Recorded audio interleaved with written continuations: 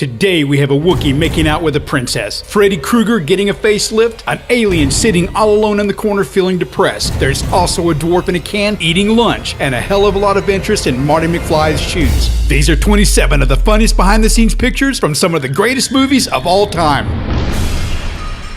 I guess you could say things are getting pretty serious. Now before we get this list started, be sure to stick around until the end for a bonus behind the scenes image that you just won't be able to unsee. Number 27 is Frankenstein in Smoke 'Em If You Got 'Em. Our first image takes us back all the way to 1931, where we find classic horror film superstar Boris Karloff on the set of Frankenstein enjoying a cup of coffee and a cigarette. Even though the actor was already 5'11" tall, he wore 4-inch platform boots to make him look even more imposing. And that famous slow Frankenstein lumbering walk, it wasn't all acting. Each boot weighed over 11 pounds. Number 26 is the sequel of Frankenstein.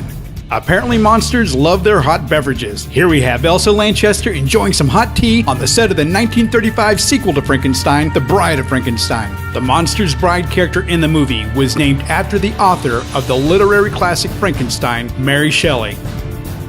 Number 25, a Pennywise for your thoughts. A common refrain in the film industry is hurry up and wait. Here we see veteran theater, TV, and film star Tim Curry waiting between takes in full costume on the set of the 1990 ABC miniseries Stephen King's It. Curry reluctantly took the role of Pennywise because of the amount of time that would be spent in makeup, which reportedly took up to 3 hours every day to apply. But Tim Curry is no stranger to spending long, tedious hours in makeup, which brings us to number 24, Even Smiling Makes My Face Ache. Tim Curry originated the role of Dr. Frankenfurter in the stage production of the cult classic Rocky Horror Picture Show. Here he is in the dressing room, bored because he's killing time instead of Eddie.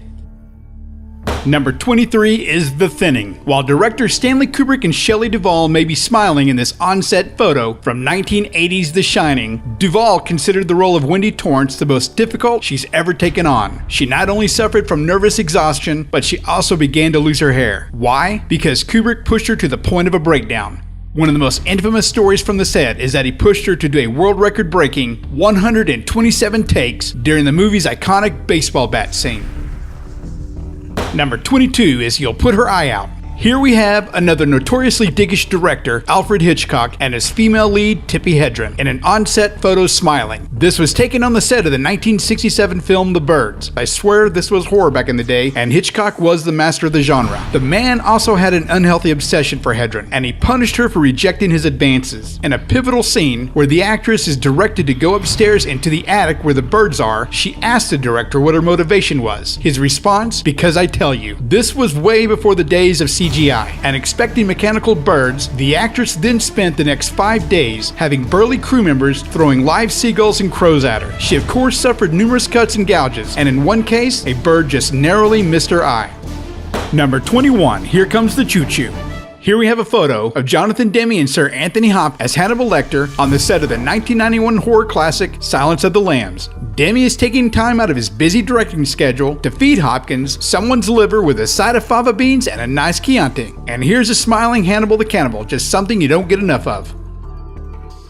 Number 20, O.P. Original Primate. This is a photo of Roddy McDowall relaxing between takes on the set of the 1968 film, The Planet of the Apes. McDowall loved the movie, but said the long hours in makeup were pure physical agony. The mask would take so long to apply, the actors and extras were required to keep them on at all times, even during breaks. Their meals were liquefied and they would drink them through a straw. On a funnier note, McDowall was fond of pranks and would often wear the mask on his drive home to shock the other drivers on the freeway. Number 19, Just a Touch-Up. By the look on his face, you can tell that Robert John Burke is not very comfortable on the set of RoboCop 3. Why? Because the suit was a leftover from RoboCop 2 and was made for Peter Weller, who is much shorter than Burke, and caused Burke immense pain during the shooting. RoboCop 3 was such a failure that the director Fred Decker hasn't directed since. Number 18, Be Like Mike. In this two-picture montage, we have Michael Myers on the set of Halloween, making out with legendary Scream Queen Jamie Lee Curtis and drinking a Dr. Pepper. The Myers character is one of the most recognizable bad guys in film, and the character was credited as the Shape in the first two films. The iconic mask that Michael wore was created using a William Shatner Captain James T. Kirk mask. It was chosen because it was emotionless, much like the character of Michael. Number 17, The Dark Knight.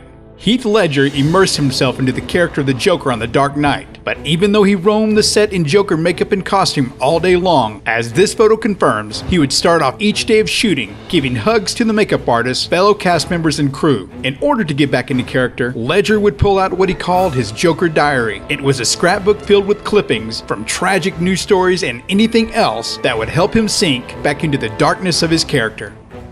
Number 16. Simon Says. This is just a chill photo of Simon Pegg and actor Mark Donovan relaxing between takes on the set of Shaun of the Dead. Pegg, who is a huge fan of George Romero's Dawn of the Dead, sprinkled references to the film throughout his own. Simon Pegg and Shaun of the Dead director Edgar Wright even did a cameo in Romero's 2005 sequel, Land of the Dead. But if you blink, you just might miss them.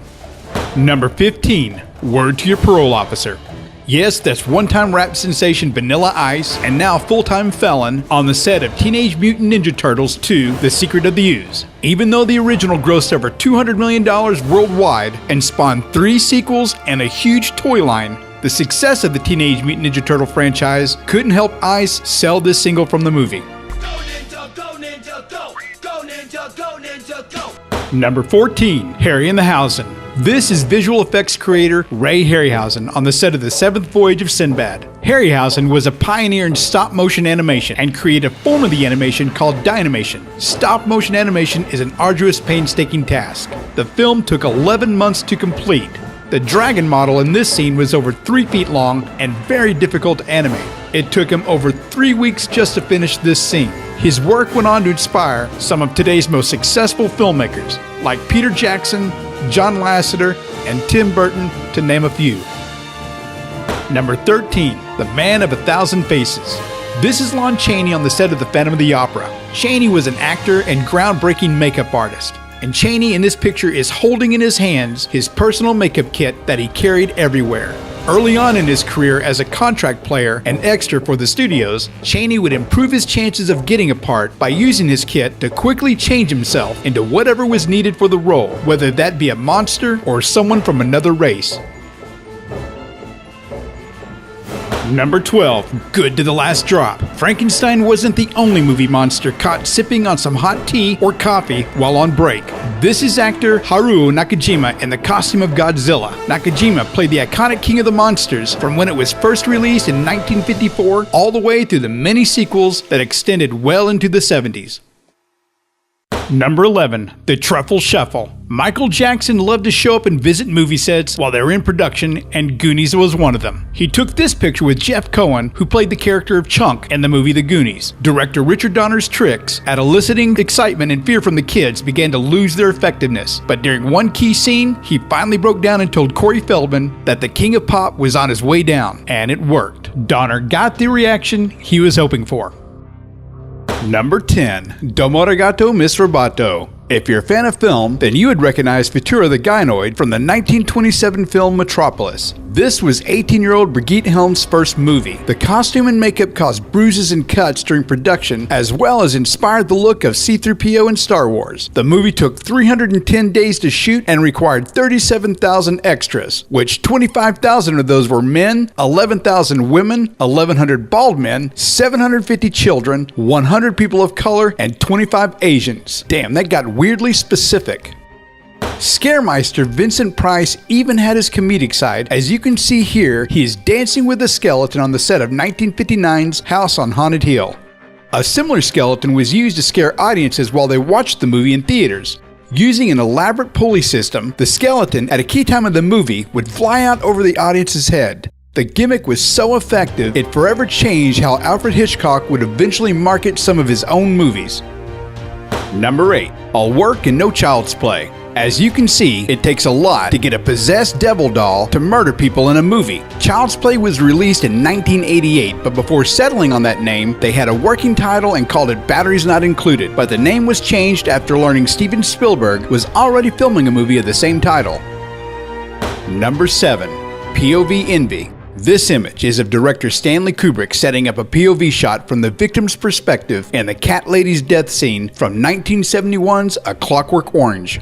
This wasn't the only unique POV camera technique employed during filming. During one scene where Malcolm McDowell's character Alex jumps out of a window, The effect of the ground rapidly approaching the viewer was achieved by tossing an actual camera out of a third-story window of a hotel. Much to the director's surprise, the camera survived 6 takes. Number 6. Carried Away. Before there was Chloe as Carrie, there was Sissy as Carrie. This is a behind-the-scenes picture of director Brian De Palma and Sissy Spacek covered in fake pig blood on the prom scene set of the 1976 horror classic Carrie. De Palma wanted to go with someone else for the title role, but Sissy impressed him when she showed up as a nerdy character with her hair slicked back with Vaseline. Spacek then went on that year to be nominated for an Academy Award for Best Actress for the part. Number 5. Talk to the Hand. It's hard to take one of the scariest monsters in horror cinema history serious when he's carrying a boombox and dancing in a dressing room. Nightmare on Elm Street hit the theaters in 1984. The notorious Freddy Krueger claw was inspired by Wes Craven's cat as he watched it claw the side of his couch. A then relatively unknown Johnny Depp just happened to accompany a friend of his to the audition when Craven spotted him. Depp went on to get the role, his friend did not. That friend just happened to be Jackie Earle Haley, who 26 years later played the role of Freddy in the remake of the film. Number 4. Evil Dead 2: Electric Boogaloo. This is Bruce Campbell on the set of Evil Dead 2, the sequel to the cult classic and my all-time favorite horror film, Evil Dead. As you can see in the image, number 2 mixed in a bit more comedy with the horror. While it had its moments, it eventually set the humorous tone for the rest of the series. And if you look closely in one of the scenes, you just might catch Freddy's glove. This was Sam Raimi's response to Wes Craven sneaking a scene of the Evil Dead into Nightmare on Elm Street.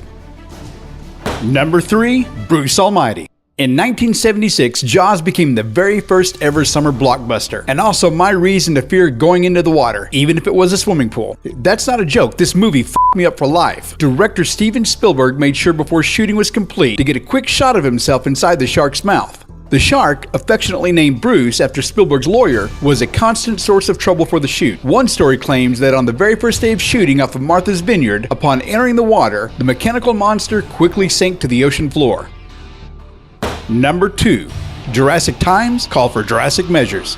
Spielberg apparently had a fondness for taking photos with the mechanical monsters in his movies, but this picture on the set of 1993's Jurassic Park set off a firestorm of controversy on Twitter. That controversy still occasionally rears its ugly head to this day. As a joke, poking fun at other posts chastising big game hunters for killing magnificent beasts like elephants and rhinos, this one Twitter post revealed who does and who does not quite understand where man fits on the evolutionary timeline.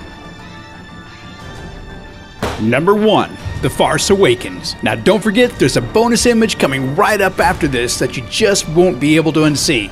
Now we showed you a Wookiee making out with a princess and a dwarf eating lunch in a can, which is really just R2-D2 with his hood opened up. Now here they both are in all their glory. It's Peter Mayhew as Chewbacca and Kenny Baker as R2-D2 enjoying a break on the set of the original Star Wars. It's time to get serious and click subscribe for more videos from Serious Delivery. And now the bonus image I've been promising you. It's another from Star Wars. Just know that from now on when you watch Star Wars, just out of frame there's a topless sound man with pink shorts on holding a boom mic.